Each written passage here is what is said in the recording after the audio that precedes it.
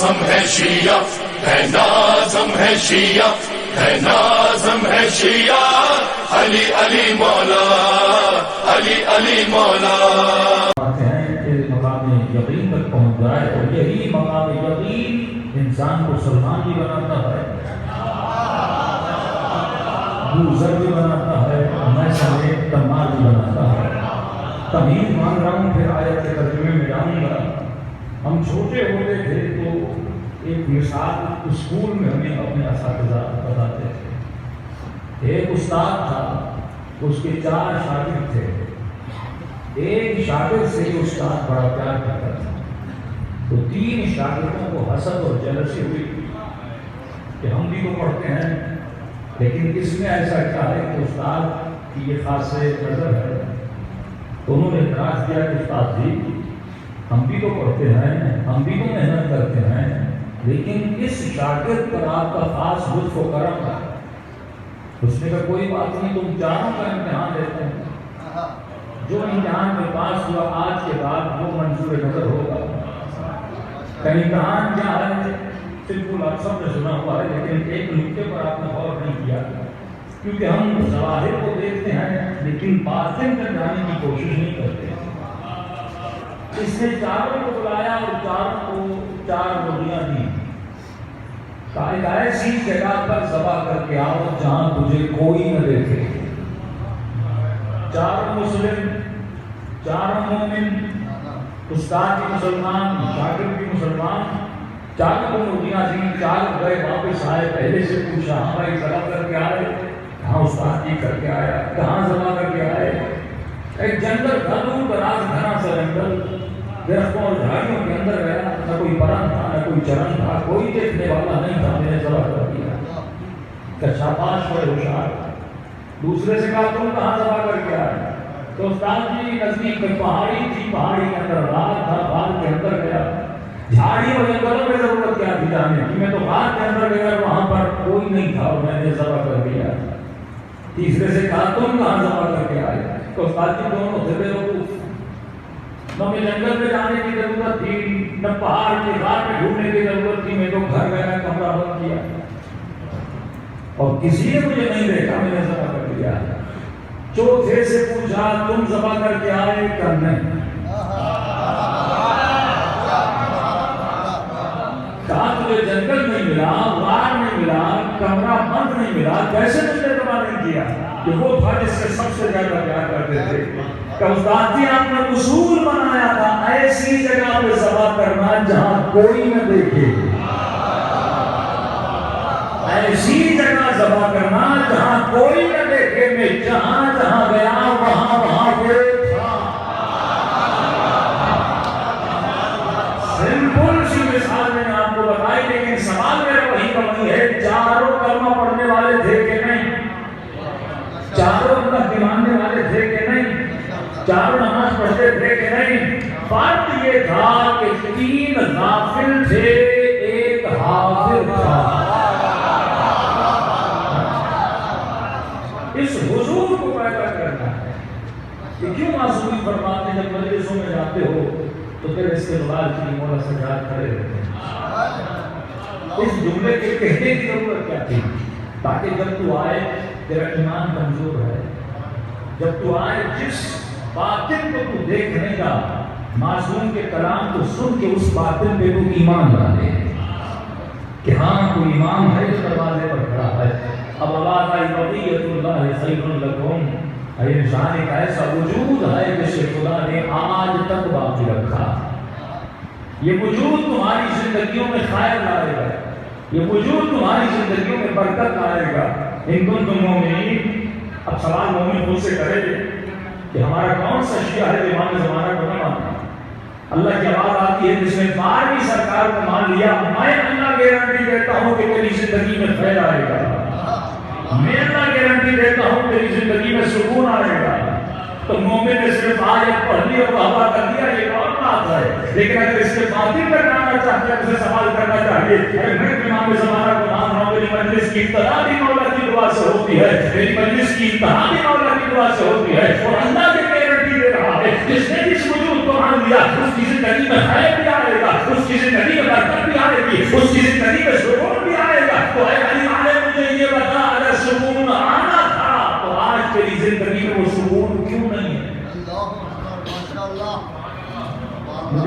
تو اتنی آدمی جب تک میں کی گولی کا تھا. یہ ڈپریشن، یہ انزائٹیاں، یہ پریشانیاں، یہ تلاقل میں میری زندگی میں. اس کا مطلب میرے مولا کو اگر مانا ہے تو اللہ کا وعدہ ہے میں سکون دوں گا. وہ شخص کہتا ہے جب میں گودی قلبگاہ میں اترا اور جب میں نے حسین کو لہو دیکھا اور حسین اپنا سر جب سجدے میں رکھ رہے تھے کہتا میں نے ایسا اطمینان کبھی کسی کے چہرے پہ نہیں دیکھا. یہ کون سا سکون ہے جس کا ذکر خدا قرآن میں کرتا ہے کہ ہم نے اس سکون کو اپنے پیارے نبی کے قلب پہ نازل کر دیا.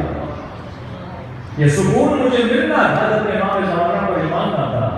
پروردگار میں تو مولا کو مان رہا ہوں، پریکٹیکلی اپنی زندگی میں جاتا ہوں، مجھے وہ سکون نظر نہیں آتا جو سکون سردار میں سمجھ تمار کے چہرے پر تھا، جو سکون حجرت میں ہوتا ہے کہ وجود پہ تھا، جو سکون جناب سعید پیر کھا رہے تھے پر چہرہ مطمئن تھا، جو سکون جب ظالم جناب جون کو پتھر مار رہے تھے زمین پہ گر رہا تھا چہرہ مطمئن تھا.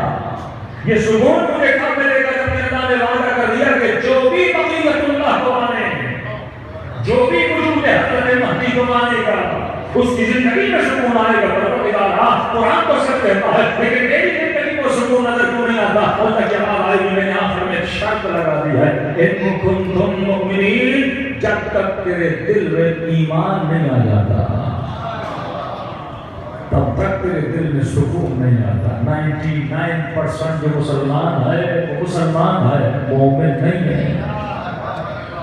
ایمان اسی جب مقام یقین کی منزل کا نام ہے کہ کیا تجھے وہ یقین ہے کہ تیرا مولا ہے، کیا تجھے یقین ہے کہ تیرا رب ہے. جو امام سے پوچھے مولا آپ کے شیعہ کی نشانی کیا ہے؟ واللہ اتنے خلاصے میں جملے کہتے کو اگر کہہ سکتا ہے تو امام معصوم ہی کہہ سکتا ہے کہ مولا آپ کے چاہنے والے کی نشانی کیا کرنا گیا؟ چاہنے والا جیسا جلا میں ہوتا ہے، جیسا جلوت میں ہوتا ہے ویسا خلوت میں ہوتا ہے. اس کا جلوت اور اس کا خلوت ہے. جوان جلوت کا مطلب یعنی لوگوں کے سامنے کیسا ہوتا ہے ویسا تنہائی میں ہوتا ہے.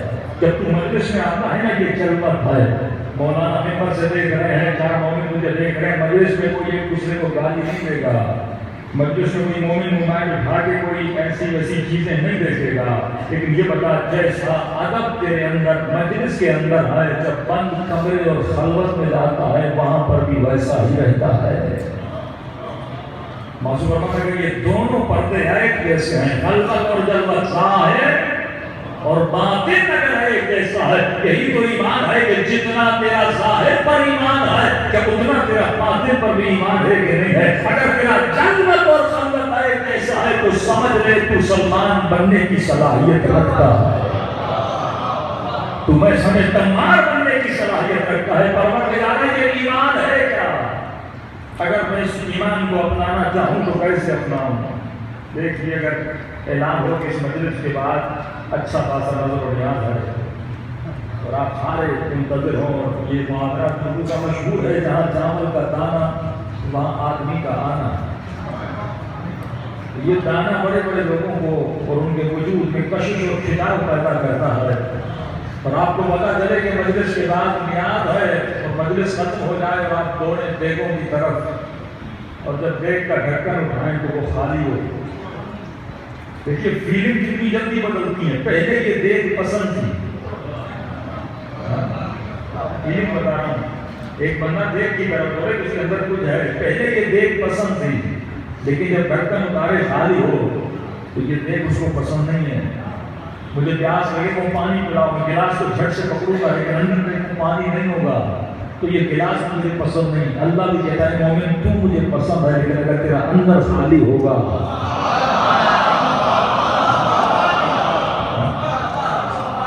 جس طرح مجھے خالی دینے پسند نہیں اسی طرح مجھے خالی مسلم پسند نہیں. اے خدا اس اندر کو کس شے سے بھروں گا؟ ایمان سے بھرو. اچھا یہ قلب کیا ہے؟ قلب گوشت کا لوگ ہے، قلب نفس ہے، قلب عقل ہے، قلب روح ہے. دل و جان سے کسی چیز کو ماننا یہ ہے مقام و منزل یقین. معبود ربا کرتا ہے کہ اگر یقین ایمان تب پیدا ہوتا ہے جب تو مقام یقین تک پہنچ جاتا ہے. آج خدا اس یقین پر کیسے پہنچوں؟ فرمایا جتنے عقیدے ہیں تیرے ایمان کی تعریف یہی ہے کہ اگر عقیدہ رکھو تو عقیدے کی دلیل بھی رکھو. اگر آدھے مسلمان بھی اپنے عقائد کی دلائل کی تلاش میں نکلے تو آدھے سے زیادہ تر علی بن ابی طالب پہ جھک جاتے ہیں.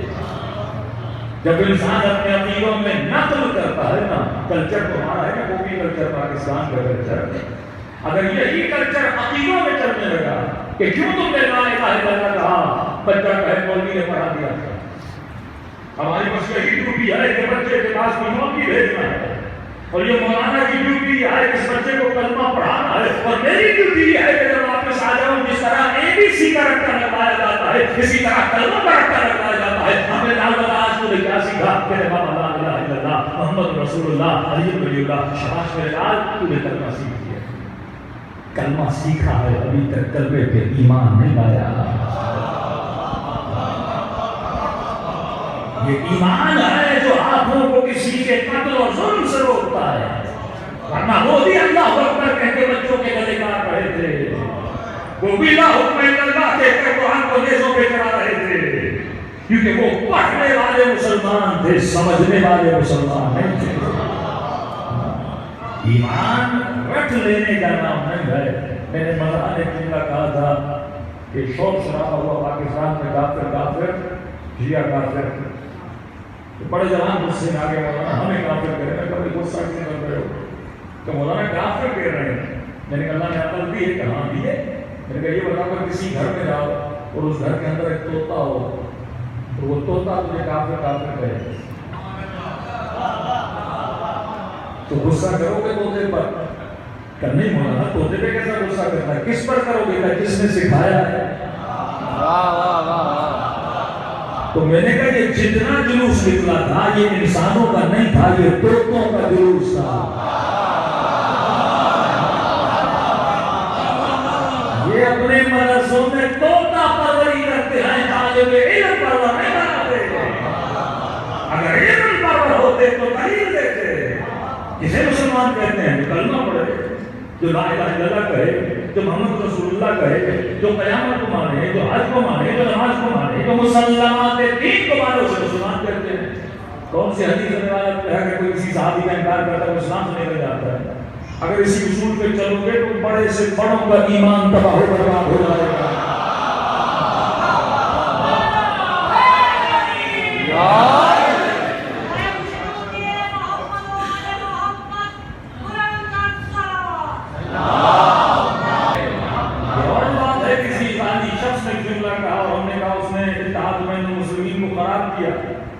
لیکن بالفعل اگر کوئی مسلمان ایسا بول بھی دیتا ہے، کسی صحابی کے بارے میں بول دیتا ہے، ایکس وائی زیڈ کسی کے بارے میں بول دیتا ہے، آپ یہ تو کہہ سکتے ہو مثلا تو فاسق ہو گیا ہے، آپ یہ نہیں کہہ سکتے وہ کافر ہو گیا ہے. کفر مسلمات دین کے انکار سے ہوتا ہے، کسی فرد کے انکار سے نہیں ہوتا. تو یہ مدرسوں میں طوطا پروری ہے، آپ نہیں پڑھاتے تو مولانا کو غصہ کس پہ کریں گے؟ جو انہیں سکھا رہے ہیں. یہی تو حسین مجھے سمجھانا چاہتے تھے. ایک بندہ کو ہے مجلس میں دن رات بیٹھے رہتا ہے لعنت پر یزید. اچھا یزید کی میں لعنت بھیجی، ذرا سوچو تو صحیح کون یزید؟ 1400 سال پہلے شخص تھا جس نے آقا حسین پہ ظلم کیا، جو ابھی جہنم میں اللہ کی آگ میں مسلسل اس پر عذاب ہو رہا ہے، اور جس کا جسم اس زمین میں سڑ کر مر گیا. کیا اس یزید کے لعنت بھیج رہا ہے؟ تو اس یزید کو کیا نقصان ہوئی نا؟ ذرا انسان لوجیکلی کو سوچے نا، میرے خدا اس یزید کو تیری لعنت سے کیا نقصان ہے؟ کسی مومن نے سوال کیا مولانا کہ ہم ان کو گالی دے سکتے ہیں؟ میں نے کہا نہیں دے سکتے، کیونکہ سائیکولوجیکلی گالی ہے اندر کی بھڑاس کو ختم کر دینا. 70 سال ممبروں سے علی کو گالیاں دی گئی، وہ اندر کی بھڑاس تھی، اس سے زیادہ کچھ بھی نہیں تھا. اتنی گالیوں کے بدلے میں معصوم نے گالی نہیں دی، کہا تو لعنت بھیج. لعنت کا فلسفہ، گالی کا فلسفہ الگ ہے. لا تسبوا انسان گالی ہے اندر کی بھڑاس، آج نکالے کا بھڑاس ختم، لیکن لعنت بھیجنے سے بھڑاس ختم نہیں ہوتی.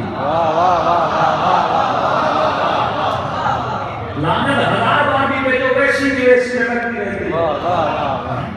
تو یہ لعنت تو اسی یزید کو بھیج رہا ہوں کہ نہیں مصری ایوب مصر یزید، یہ نہیں کہا حسین، یہ نہیں کہا یزید، کہا لعنت بھیج اس فیکٹری پر جو یزید بنا رہی ہے. آج بھی یزید بن رہے کہ نہیں بن رہے؟ ہمیں بن رہے کہ نہیں بن رہے؟ یہ یمن میں جو ظلم کر رہے ہیں کون ہے؟ یہ شام میں جو ظلم کر رہے ہیں کون ہے؟ یہ داعش یزید کا چہرہ ہے کہ نہیں؟ بچوں کو مارا، بچیوں کو مارا، قتل کیا، غارت کی، فسق کیا، فجور کیا. تو اگر تم اس یزید پہ لعنت بھیجو گے تو اسے تو کوئی نقصان نہیں ہے.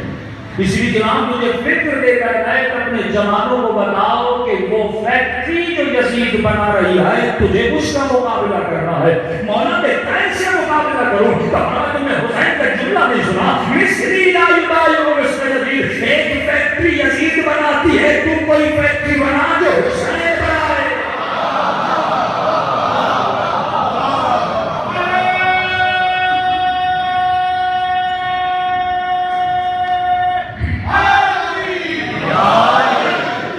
میرا مقابلہ مسائل کے مجید سے ہے. اگر آئے جو فزیکلی شیعہ بنے گا تو کام کا شیعہ ہے.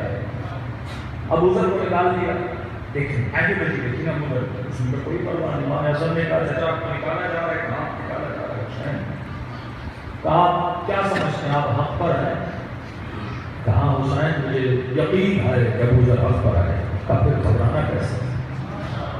جب حق پر ہیں جہاں بھی آئیں گے تو حق آپ کے ساتھ ہوگا. ابو ذر نے سفر طے کیا، شام پہنچا. وہ شام میں امیر شام نے ابو ذر کو تجھے دعوت دینا چاہتا ہوں، نبی کا صحابی ہے. ابو ذر نے کہا نہیں میں مسجد میں رہوں گا. ابو ذر محل ہے، گھر ہے، بڑے کمرے ہیں، آ جا. کہ نہیں، جو محل یتیم اور غریبوں کے مال سے بنے ہوں ابو ذر کو وہاں نیند نہیں آتی. مسجد میں ابو ذر دعوت دیتا ہوں، دو بکری ہو کے کھا لے. کہ جن لقموں میں حرام کی بو ابو ذر ان کے قریب بھی نہیں آتا. دیکھو نا جہاں جہاں جا رہے علی کی آئیڈیولوجی ساتھ ہے. چاہے علی کا جسم ابو ذر کے ساتھ ہو یا نہ ہو، علی کی فکر اگر تیرے ساتھ ہے تو علی تیرے ساتھ ہے. جسم کرتا ہے جسم تو مٹی میں مل جاتا ہے، فکر انسان کی زندہ رہتی ہے.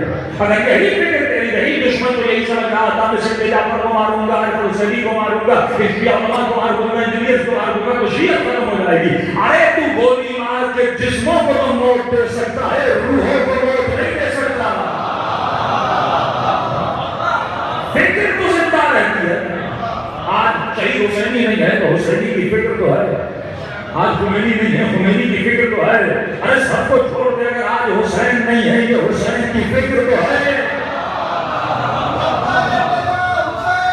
لبیک یا حسین، لبیک یا حسین، لبیک یا حسین، لبیک یا حسین، لبیک یا حسین. تو یہ محترم جان ہے آگے روزی بنی جائے. ابو ذر نے کہا میں مسجد میں سو جاؤں گا. امیر شام نے کہا اس نے مجھے بڑا بدنام کیا ہے. کہا کہ ابو ذر کو بدنام کرنا ہے. کہ کیا کہتا ہے ابو ذر اپنی تقریروں میں؟ ابو ذر یہی کہتا ہے لوگوں اللہ کی قربت حاصل کرو، دنیا کی وجہ سے رب کو نہ چھوڑو، علی کو مت چھوڑو. کہ اچھا ایک کام کرو. ابو ذر مسجد میں کہاں؟ کہ جب ابو ذر رات کو سو رہا ہو تو یہ 2-3 گولیاں پریس میں لے جاؤ اور مسجد میں جا کر ابو ذر کے سرانے پر رکھ لینا. اور جیسے صبح کی نماز کے وقت لوگ آئے تو لوگوں کو بتانا ہے کہ تمہیں روز آخرت کا درس دیتا ہے، خود پیسے کی گولیاں اٹھاتا ہوا رہتا ہے. مطلب خود مال پرست ہے، کتنے پیسے ابو ذر کے پاس ہے، تمہیں فقیری کا درس دیتا ہے. اب ان بیچاروں نے سمجھا کہ ابو ذر بھی ان کے آقاؤں کی طرح صبح تک سوتا ہی رہتا ہے. یہ رات کی ابتدا میں آئے اور گولیاں ہٹ کے چلے گئے. لیکن ابو ذر کو تھا علی کا غلام. اس علی اور نبی کی طرح راتوں کو جاگنے کی عادت تھی. جیسے آدھی رات کا وقت قریب ہوا ابو ذر نماز تہجد کے لیے اٹھا. اٹھنے کے بعد ابو ذر نے وضو کیا. وضو کرنے کے بعد دیکھا کہ مسجد کے دروازے پر پیسوں کی بوریاں پڑی ہوئی ہیں. نماز پڑھی، بوریوں کو کھولا، دیکھا اندر سکے، پیسے. ابو ذر نے کہا کہ اللہ کا بندہ رکھ کر گیا ہے اور جس کا مال ہے تو اس تک پہنچانا بھی چاہیے، تو علی کی سنت پہ عمل کرتے ہوئے بوریاں اٹھائیں گے اور شہر کے یتیموں اور غریبوں میں بانٹتے گئے، تقسیم کرتے گئے یہاں تک کہ بوریاں خالی کرنی، پھر مسجد میں آ گیا، نماز پڑھنے لگا۔ جیسے صبح کو اس کے وہ لوگ جمع ہو جاؤ، ابو ذر مال پرست ہے، ابو ذر نے پیسے جمع کیا ہے۔ ابو ذر نے کہا ماجرا کیا ہے؟ ایک مرتبہ دیکھیں بوریاں خالی ہیں، پریشان ہو گئے، ابو ذر اتنے پیسے کہاں گئے؟ کہ جس کا حق تھا ابو ذر نے حقدار تک پہنچا دیا۔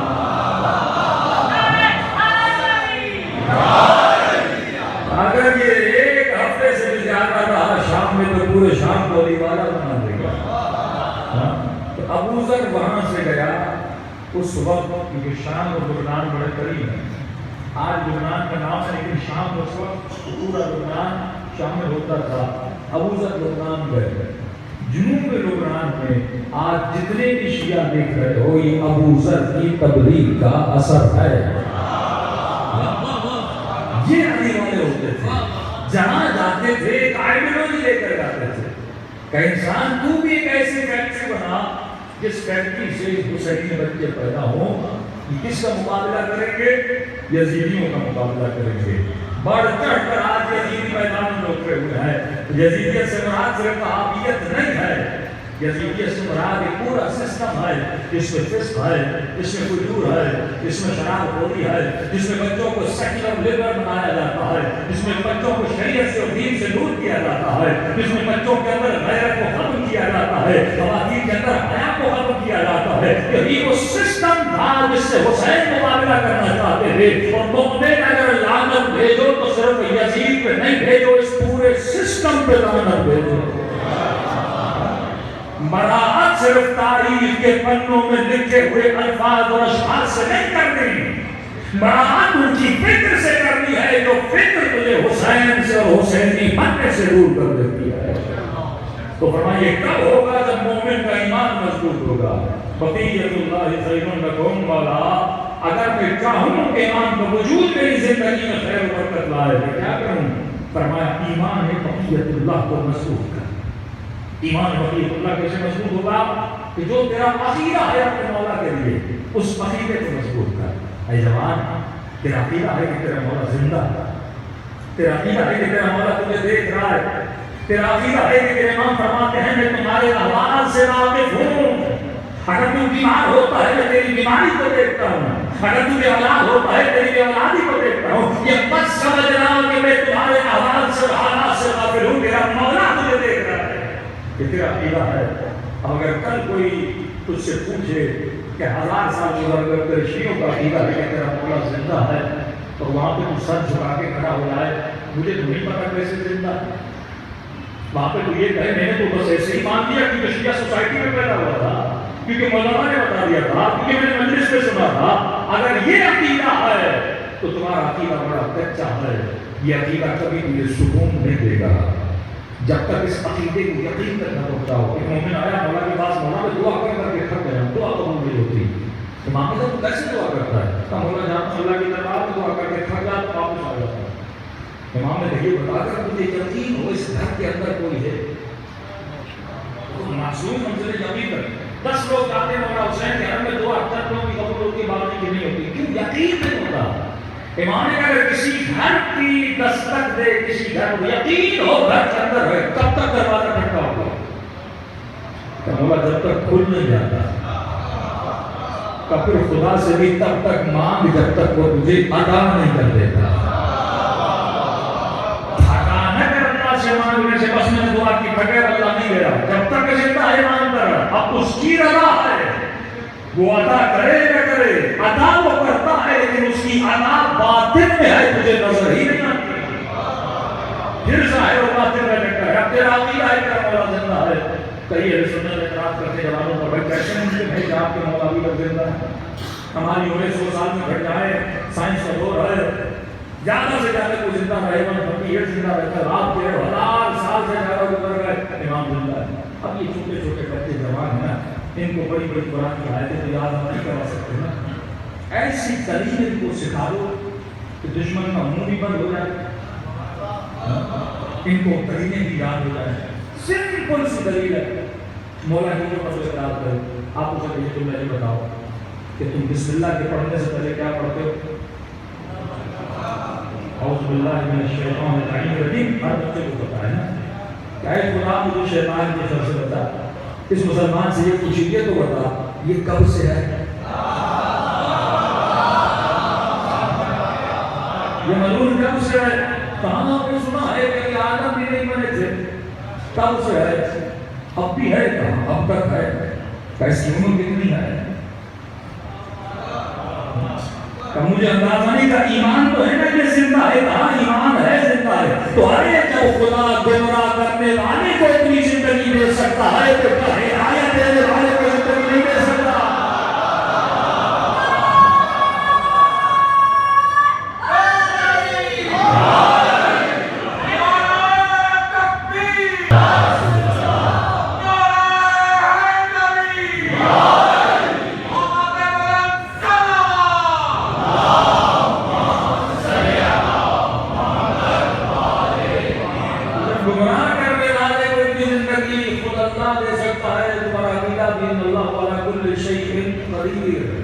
ہر شے پہ قادر ہے. وہ جب عزیر کے گدھے کو 100 سال زندگی دے تو کم از کم گدھے سے زیادہ تمہارا ایمان ہونا چاہیے. تو دشمن اتنا تیز ہے. آپ ایک دلیل ہو گیا بہت شبہ نکالتے گا. ہاں وہ ٹھیک ہے چلو انہوں نے مان لیا کہ شیطان کو زندگی اللہ دے سکتا ہے. اب پھر کہتے ہیں اچھا نہیں بتاؤ ہمارا بھی عقیدہ ہے کہ حضرت نبی آئیں گے. آپ کا بھی عقیدہ ہے کہ بس یہ لفظوں کا چکر ہے. اب ایک ایسا چکر ہے کہ ہم کہتے ہیں پیدا ہوں گے تم کہتے ہو ظہور ہوگا. لیکن دونوں کی حالت تو ہے کیس میں ملے کو تم بھی ظہور کے بعد ملیں گے ہم بھی پیدا ہونے کے بعد. ابھی اگر غیب میں ہے تو اس غیب کا فائدہ کیا؟ تم مل نہیں سکتے مسئلہ پوچھ نہیں سکتے ملاقات کر نہیں سکتے تو پھر ضد کیسی کہ وہ غیب میں چلیں گے دونوں بات میں. تب ہم پیدا ہونے کی بات کریں گے آپ ظہور کی بات کریں گے. اسے کہتے ہیں شبہہ. اب اگر بندہ امام زمانہ کے تمام تر عقائد کو مضبوط نہیں کرے گا تو وہ مولا اسے سکون کیسے دیں گے؟ وہ سکون اپنے سپاہی کو دیتے ہیں. سپاہی اپنے مولا کا دفاع کرنا جانتا ہے. یہ کیسا سپاہی ہے جسے لڑنا نہیں آتا؟ پر کیا فائدہ اس امام کا جو غیب کے پردے میں ہے تو مل نہیں سکتا تو مسئلہ پوچھ نہیں سکتا تو اسے ہدایت دے نہیں سکتا. ارے فائدہ تو دونوں بات ملیں گے. ہم بھی پیدا ہونے کے بعد ملیں گے تو بھی ظہور کے بعد ملے گا. تو یہ ضد کیسی کہ وہ زندہ ہے؟ اس کا جواب اسی چھوٹی سی جملے میں موجود ہے کہ اعوذ باللہ من الشیطان الرجیم. اللہ مجھے شیطان کے شر سے بتا. اچھا یہ بتاؤ تمہارے باپ نے گناہ کیا. کس نے گناہ کیا تیرے باپ کو؟ کیا بولے کمبخت شیطان نے گناہ کیا. اچھا تم نے ریل کیا نکال اتنا کافر شیعہ کافر کا تجھے کون لے کر آیا روڈوں پر؟ کس نے تجھ سے نعرے لگوائے؟ یزید رضی اللہ ہے. پریس کانفرنس تو سنیے نا کہتے ہیں شیطان نے گناہ کر دیا تھا. شیطان نے ہمیں بھٹکایا تھا. ہماری زبان سے یہ جملے نکل گئے. اچھا سنما گیا تجھے شیطان لے کر گیا. تم نے گندی چیز دیکھی تجھے شیطان نے دکھائی. تم نے غیبت کی تجھے شیطان نے کہا. یہ تو اللہ اس نے کہا کیسے؟ ہمیں بھی تو سمجھا جو آتا ہے تو شیطان پہ ڈال دیتا ہے. اس نے کیا اس نے کیا اس نے کہا اس نے کہا. یہ بتا اس نے کان میں کہا تھا. ان کو تو وہ آواز بھی یاد ہے نا جو رسول نے ابو طالب کے کان میں کہی تھی.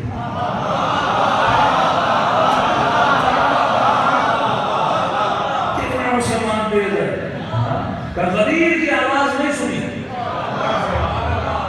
اور جو کانوں میں کہتے تھا ایمان لے کر آؤ کا کانوں میں کہا تھا ہم نے سن لیا تھا. اچھا یہ بتا شیطان نے تجھے کان میں کہا تھا کہ گناہ کا نہیں کام مجھے نہیں کہا. کشمیری سے پکڑ کے لے گیا تھا کہیں انگلی سے پکڑ کے. کیا شیطان نے دھکا دیا تھا کیا گناہ کر؟ کہیں گناہ دھکا بھی نہیں دیا. اچھا بتائیے پھر معلوم گناہ کرتا کیسے ہے کہ تو بار بار کہہ رہا مجھے شیطان نے گناہ کیا. کہیں قرآن کی آواز ہے یوسوس فی صدور الناس. یہ ملعون نظر میں نہیں آتا غیب میں رہ کے وسوسہ کرتا ہے. چاہے جب گناہ کرنے والا غیب سے گناہ کر سکتا ہے تو ہدایت دینے والا غیب کو لے کے میری ہدایت نہیں کر سکتا.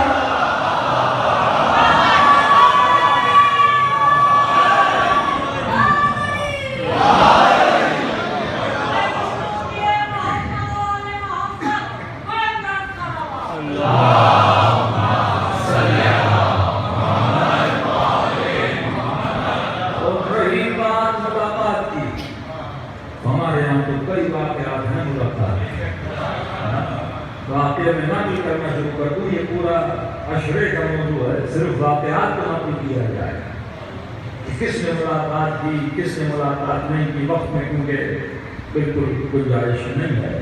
بڑی تیزی سے واقعہ سنا دوں تاکہ ایمان آپ کا تر و تازہ ہو جائے کہ اگر مولا پر ایمان ہے۔ میں اکثر جوانوں کو کہتا ہوں کہ عشق کا تقاضا کیا ہے، عشق کا تقاضا کیا ہے۔ مجاز میں چلے جاؤ، حقیقت میں نہیں جا رہا۔ کسی لڑکی سے عشق ہو جائے، بیٹے کو باپ سے، ماں سے پیار محبت ہو، محبت اور عشق کا تقاضا کیا ہے؟ تقاضا عشق ہے دیدار۔ بیٹا باپ کو کہے کہ بابا آپ سے بڑی محبت ہے، 6 مہینے گزر جائیں باپ کو دیکھنے نہیں جائے، دنیا کیا کہے گی یہ جھوٹا ہے، ایسا ہی کہ نہیں ہے؟ ہاں، بیوی کہے شوہر سے بڑی محبت ہے اور لیتے جا کے 7 سال بیٹھ جائے، شوہر کہے پہلے نمبر کی جھوٹی ہے۔ ہاں، اور اسی طرح شوہر ہو جائے تو عشق کا تقاضا ہے دیدار، جس سے محبت ہوتی ہے نا، بندہ اسے دیکھنا چاہتا ہے، اس کا دیدار کرنا چاہتا ہے۔ دنیا اسے جھوٹا کہتی ہے، جو کہے مجھے محبت ہے، سال گزر جائے باپ کے پاس نہ جائے، ماں کے پاس نہ جائے، فون کال نہ کرے، بہن سے ملنے نہ جائے، وہ تو جھوٹا، تو ملنے ہی نہیں آتا۔ تو جو دعویٰ عشق کرے کہ مجھے امام زمانہ سے عشق ہے، لیکن 60 سال زندگی گزر جائے، 50 سال زندگی گزر جائے، 20 سال زندگی گزر جائے، تقاضا دیدار نہ کرے، مولا کہیں گے یہ جھوٹا ہے۔ یہی جملے روایت علماء میں غور پر جملے عزیز علیہ، یہ عشق جملے ہے، عزیز علیہ ان ترى الخلق ولا ترى، مولا میرے لیے بہت کٹھن اور بہت مشکل وقت ہے کہ میں سب کو دیکھ رہا ہوں لیکن حجت خدا کو نہیں دیکھ رہا۔ ان جملوں میں علماء روتے تھے، عزیز علیہ اے خدا میں دن رات رو بھی تو کم ہے کہ میری آنکھیں ہر ایک کو دیکھ سکتی ہیں، لیکن ذرا کے لال کو دیکھنے سے دعا کی محروم ہے۔ کیوں محروم ہے؟ تقاضا دیدار ایک عالم سے مولا ملے کہ مولا ملتے کیوں نہیں، اتنی مشکل سے آپ کی ملاقات ہوتی ہے، امام نے کہا کوئی مشکل نہیں، کہا مولا کیسے؟ کہ جب تجھے پیاس لگتی ہے نا، روزہ رکھتے ہو، شدت پیاس لگتی ہے، کہ جب شدت پیاس میں تو جتنا ایک گلاس پانی کی تلاش میں دوڑتا ہے، جب ایک مرتبہ پیاسے رہو، کبھی تو پانی پی رہے ہو نا، جب روزہ رکھو نا پیاس لگے اس وقت نام کو ایک جملہ سمجھ آئے گا۔ جب افطاری کا وقت قریب ہو اور شدت پیاس ہو، بندہ ایک ٹھنڈے گلاس پانی کے پیچھے دوڑتا ہے کہ اگر میرے شیعہ صرف ایک گلاس جتنا میرے پیچھے ہوتے، سنگل گلاس آف واٹر، اگر ایک گلاس جتنا میرے پیچھے ہوتے میں کب کی اپنی زیارت کرا چاہتا۔ تقاضا دیدار نہیں ہے، دن رات اپنی دنیا میں مشغول ہیں، 10 منٹ ایسے رہے کہ مصلی پہ بیٹھ کے روئے تو خدایا عزیز الذی انتر الخلق ولا ترى، میں نے قصور کیا ہے کہ میں دنیا کو دیکھ رہا ہوں لیکن اپنے مولا کی زیارت سے محروم۔ من حیث لا یحتسب، جب بند گلی میں توقع کرتا ہے پھر خدا وہاں سے راستہ بناتا ہے جہاں سے تو نے سوچا ہی نہیں تھا، یعنی فہم اور گمان مانی جاتا تھا۔ انہوں نے کہا اچھا کیا کرے گا مولا سے ملے، کیسے ملے؟ انہوں نے کہا اپنے درمیان جو سب سے زیادہ متقی ہیں ان کو چنو۔ 3 علماء کو چنا گیا جو تقویٰ میں، عدالت میں، سچائی میں، صداقت میں سب سے مشہور تھے، معلوم تھے، چنا گیا۔ اور تینوں کو کہا صحرا میں لاؤ، پوری رات عبادت کرو اور امام کی یاد ہوگا۔ پہلا عالم نے عبادت کی، دن رات روتا رہا، یاد نہیں ہوئی۔ دوسرا عالم گیا روتا رہا، گڑگڑاتا رہا، یاد نہیں ہوئی۔ تیسرا گیا جس کا نام تھا عیسیٰ بحرینی، بحرین تبادلہ ہے، پوری رات روتا رہا، صبح کی اذان آ گئی، اذانیں پڑھی، وقت فجر قریب ہے، مولا 3 دن کی مہلت ختم ہو گئی، بادشاہ کو جواب نہیں دیں گے، ہمارا مکتب خطرے میں ہے، پورے لبنان پورے بحرین کو پھر اسی مکتب پہ جانا پڑے گا جو کلمہ لکھا پہاڑ پر، مولا پھر شیعہ مکتب پر کیا ہوگا، ہم کریں تو کیا کریں؟ اب مایوسی کے عالم میں سجدے سے سر اٹھائی رہا تھا، پیچھے سے آواز آئی عیسیٰ بحرینی گھبراتے کیوں ہو، تیرا مولا موجود ہے۔ کہ گھبرائے وہ جن کے پاس ایمان نہ ہو، تیرا مولا موجود ہے، حق کے وجود میں بقا ہے، تو گھبراتا کیوں ہے؟ پوری دنیا بھی ایک طرف ہو جائے تو شیعہ ایک طرف ہو جاؤ، شکست نہیں دے سکتے، کیونکہ حق کے اندر بقا ہے، تیرے جسم میں بقا ہے، تیرے وجود میں بقا ہے، ان کے وجود میں فنا ہے۔ وہ اس طرح ہے کہ بادل کتنی دیر سورج کی روشنی کو روکے گا؟ ایک مہینہ آئے گا اندھیرا پھیلائے گا، 2 مہینہ آئے گا آندھیاں پھیلائے گا، لیکن بالآخر بادلوں کو جانا ہے اور حجت خدا کے سورج کو طلوع کرنا ہے۔ بالآخر یہ سورج آ جائے گا، تو گھبرانا کیوں ہے؟ کم بڑا مسئلہ ہے، اناج ہے، ہم کریں تو کیا کریں؟ امام نے کوئی گھبرانے کی ضرورت نہیں۔ آج سب جانا بادشاہ کے پاس اور کہنا بادشاہ صلابت جواب تو لائے ہیں لیکن جواب یہاں نہیں ہے۔ کہاں دیں گے کہ جواب ہے وزیر کے گھر میں۔ کس کے گھر میں؟ شرط رکھنا کہ پہلے تم جاؤ، ہو جائے گا تو جواب کوئی نہیں۔ کم مولا ٹھیک ہے کہ جیسے گھر میں چلو گے سیڑھیاں ہوں گی، سیڑھیوں سے اوپر جاؤ، اوپر جانے کے بعد بائیں ہاتھ پہ جاؤ، بائیں ہاتھ پہ 2 نمبر پر ایک روم اور کمرہ ہوگا، اس کو کھولو گے، کھولنے کے بعد اس کمرے میں ایک الماری ہوگی، اس الماری کے دوسرے دراز میں ایک کپڑا ہوگا، اس کپڑے کے اندر ایک مٹی کا برتن ہوگا جس کو اپنی زبان میں سانچا کہتے ہیں، ایک مٹی۔ بہت خوش ہوا مولا آپ کا شکریہ، آپ نے مکتب کو، عقیدے کو، مذہب کو، شیعت کو بچا لیا، لیکن مولا ایک اعتراض ہے۔ امام نے کہا کیسا اعتراض ہے؟ تو مولا 3 دن روتے رہے، گر گڑاتے رہے، اتنا انتظار اپنے شیعوں کو کرایا، آخری گھڑی میں سانسیں نکلنے والی تھی مولا، اب آئے مجھ سے ملنے۔ امام مسکرائے، فرمایا عیسیٰ پہلے نہیں، تم نے بھی تو 3 دن کی مہلت مانگی تھی۔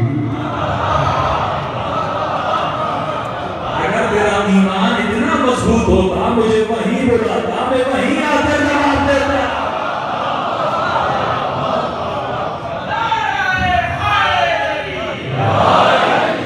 ہمارے ایمان ہے کمزور، اگر اتنا یقین ہونا، یقین کامل نہیں ہے، توکل اللہ هو حسبہ، واللہ اتنا ایمان میرا مضبوط ہے نہ آپ کا مضبوط ہے۔ ہم تو ذرا ذرا باتوں پہ لرز جاتے ہیں، ایمان اتنا مضبوط نہیں ہے۔ شکر ادا کیا اور گیا بادشاہ کے پاس کہ بادشاہ سلام جواب وزیر کے گھر میں ہے، وزیر کو جانے نہیں دے کہتے ہم جائیں گے، بادشاہ نے کہا ٹھیک ہے چلو۔ وزیر پریشان، ماجرا کیا ہے؟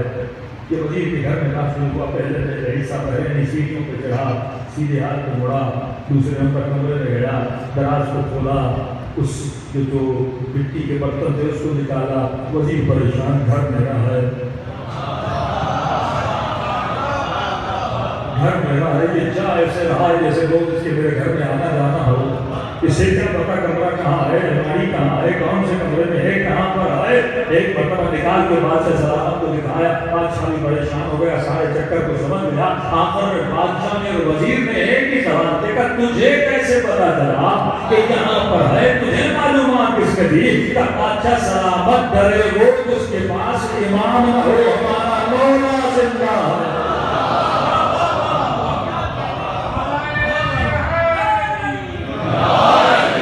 میرے عزیز، یہ مکتب، یہ مذہب، اس کی بقا، اس کا ضامن خدا ہے، لیکن سوال یہ ہے اس آئیڈیالوجی اور اس سفینہ النجات میں کون سوار ہوا، کون سوار نہ ہوا۔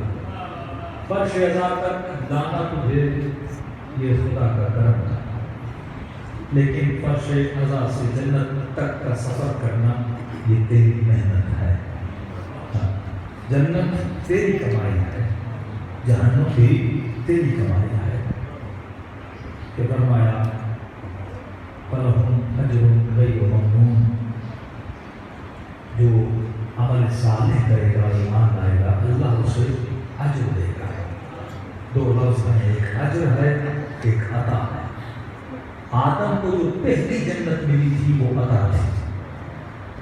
جب کسی چیز کو عطا کیا جاتا ہے، عطا ہے بیس آن رحم، اجر ہے بیس آن محنت۔ جب رحمت کی بنیاد پہ کوئی چیز عطا کی جاتی ہے وہ انسان سے واپس بھی دی جاتی ہے۔ آدم کو جنت دی اور جنت سے نکال دیا گیا اور دنیا میں بھیج کر کہا آدم اب تو محنت کر، اس محنت کے صلے میں تجھے اجر دیا جائے گا۔ اجر کبھی بھی واپس نہیں دیا جاتا، تو اگر محنت کرو گے تو خدا اجر دے گا، اور امید آئے کہ ہمارے اجر میں خدا ہمیں جنت نصیب کرے گا۔ اور یہی تب ہوگا جب انسان اپنے مولا کے دل کو خوش کرتا ہے۔ میرے امام فرماتے ہیں کہ ہمیں ظالموں کے پتھروں میں اتنی تکلیف نہیں جتنا ان ملعونوں کے تانوں میں ہمیں تکلیف تھی۔ یہ زبان بڑی خطرناک چیز ہے۔ سیدہ زینب فرماتی تھی مجھے پتھر مارو، میں پتھر مارنے سے نہیں روکتی، لیکن میرے حسین کو باقی نہ کرو۔ پھر چوتھے امام فرماتے ہیں کثرت سے میرے بابا حسین کو سلام کیا کرو۔ مولا نے اتنی تاکید سلام کی کیوں؟ فرمایا کیونکہ عاشورہ کے دن میرا بابا ترس گیا تھا کہ کوئی ایک آتا میرے بابا کو سلام کرے، ترس گیا۔ تعجب کے عالم میں پوچھا مولا کہ مسلمان کو سلام نہیں کرتا ہے، لیکن میرے بابا کو مسلمان سمجھا کس کے تھے؟ اس کی فرمائشیوں کثرت سے میرے حسین کو سلام کیا کرو۔ ان سلاموں سے حسین کے دل کو ٹھنڈک پہنچتی ہے، دلوں کو کربلا لے جائیں اور سلام کریں شہداء کربلا کو۔ السلام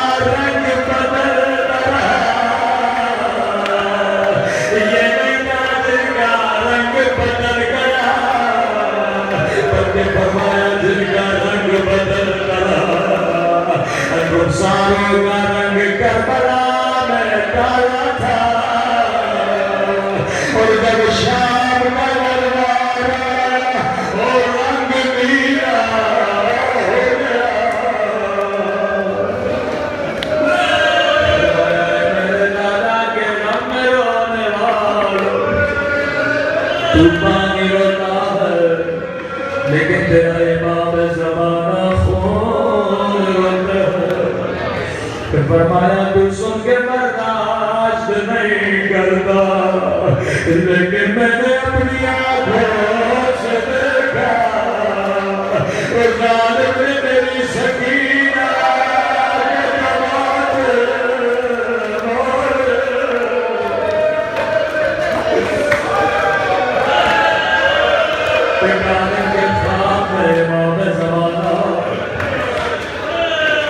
مولا ہم جب دعا کریں تو خدا کو کس کا واسطہ ہے فرمایا دادا جب بھی دعا کرو خدا کو میری پپھی زینب کا واسطہ دیا کرو خدا کبھی بھی زینب کا واسطہ رد نہیں کرتا میں نے بہت سوچا ہے ابھی بھی زینب کی زندگی میں کیا ہے اتنی بڑی فضیلت کے مولا ہے کس بیوی کا واسطہ لقب ہے ام المصائب جب بھی زینب پیدا ہوئے نبی ممبر پر سے فرمایا علی اپنی بیٹی کو لے کر مولا نے بی بی زینب کو رسول کی گود میں لیا فرمایا اے امت مسلمانوں میری اس بیٹی کا حیا کر یہ اپنے بابا کی زینت کبھی ہاتھوں کو چومتے کبھی سر کا بوسہ لیکن مسلمانوں نے نہ فاطمہ کا حیا کیا نہ زینب کا حیا سنو اس بیوی نے کیا کیا دیکھا جب یہ بیوی چھوٹی تھی بچپن میں اماں کی ٹوٹی ہوئی پسلیاں بچے کبھی برداشت نہیں کرتے کہ ماں کی آنکھوں میں آنسو لیکن بی بی زینب اماں کی ٹوٹی ہوئی پسلیاں آنکھ کا دروازہ دیکھ ابھی بچپنا ختم ہی ہوا تھا بی بی زینب جوان ہوئی اسی بی بی زینب نے علی کے سر پہ پٹیاں باندھے بابا کا نظر سر ابھی بابا دنیا سے گئے تھے تو اسی بی بی زینب نے حسن کے جگر کے ٹکڑے اکثر ممبر سے سن کے اور زینب حسین سے بڑا پیار کرتے تھے ایسا نہیں ہے زینب حسن سے بھی بڑا پیار کرتے تھے اور ظالموں نے 6 مرتبہ مولا حسن کو زہر دیا لیکن حسن بولا بچ گئے بی بی نے فرمایا حسن اب میں تجھے اکیلا رہنے نہیں دوں گی جب رات کو حسن سوتے تھے ایک طرف حسین ایک طرف حسین در پہ عباس پہنا دیتے تھے امیر شام نے کہا میں نے ایسا زہر منگوایا روم سے اگر زہر کو دریا میں پھینکا جائے ساری مچھلیاں مر جائے اس نے کہا باہر کا بندہ زہر نہیں دے سکتا گھر والی کو ڈھونڈ ملونہ کو زہر دیا آدھی رات کا وقفہ آہستہ آہستہ امام حسن کے پانی میں زہر ڈالا پھر آہستہ آہستہ چلی گئی یہاں امام حسن نے کروٹ بدلے کے پانی پیے راوی کہتا ہے بہن آگے بڑھی کہ بھائی کو پانی دے لیکن امام نے فرمایا زینب اماموں کے حکم دیتا ہوں تو تجھے پانی لگتا پوری زندگی زینب سوچے گی ارے میں نے حسن میں پانی دیا تھا حسن تو بہن کی بڑی پرواہ ہے لیکن سنو میں حسن نے کیسے پانی دیا ایک مرتبہ پانی کو دیکھا جیسے پینے لگے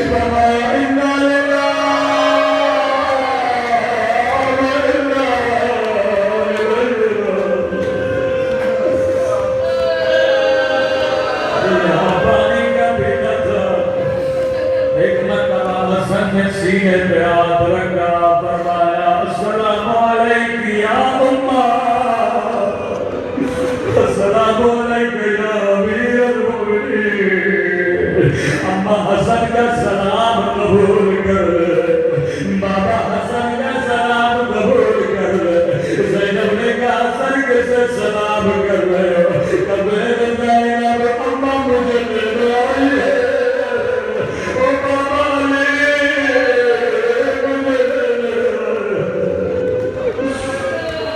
اسی میں زینب نے تشت میں حسن کے جگر کے ٹکڑے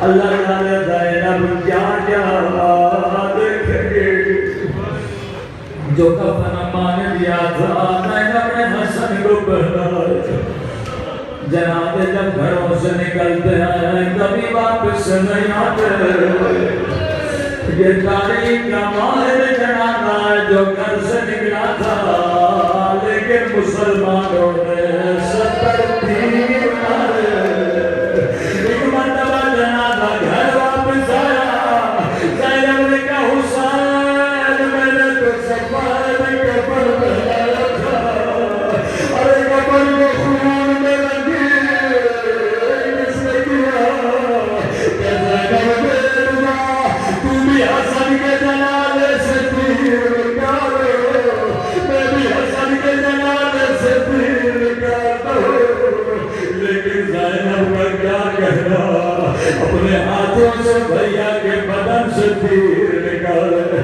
یہی زینب جب پیارا محرم کو ایک مرتبہ حسین کا جنازہ اور کربلا کی سرزمین پہ رو کر کا حسین تیرے جنازے سے بھی تیر نکالے اور جیسے حسن سے نکالے لیکن حسین میرے ہاتھ تمہیں